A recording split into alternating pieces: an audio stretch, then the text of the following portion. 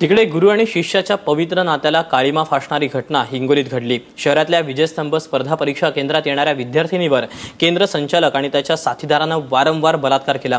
पीडित विद्यार्थिनीने हिंगोली पोलीस ठाण्यात तक्रार दाखल केल्यानंतर केंद्र संचालक शेख अफजल मेहबूब, प्रशिक्षक मीर अशफाक मीर आणि वैजनाथ गायकवाड या तिघांना अटक करण्यात आली।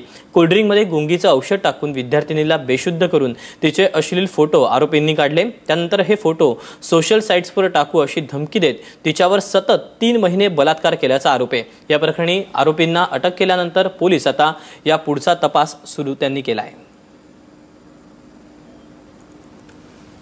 आरोपितांनी संगनमत करून तिला कोल्ड ड्रिंक्स मध्ये गुंगीचे औषध देऊन तिचे अश्लील फोटो तयार केले आणि ते फोटो तिला दाखवून नातेवाईकांमध्ये आणि इंटरनेटवरती फ्लॅश करू असे धमकी देऊन तिच्यासोबत जबरदस्ती बलात्कार केला।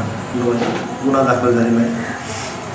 आरोपितांना अटक करण्यात आलेली आहे। तपास चालू आहे।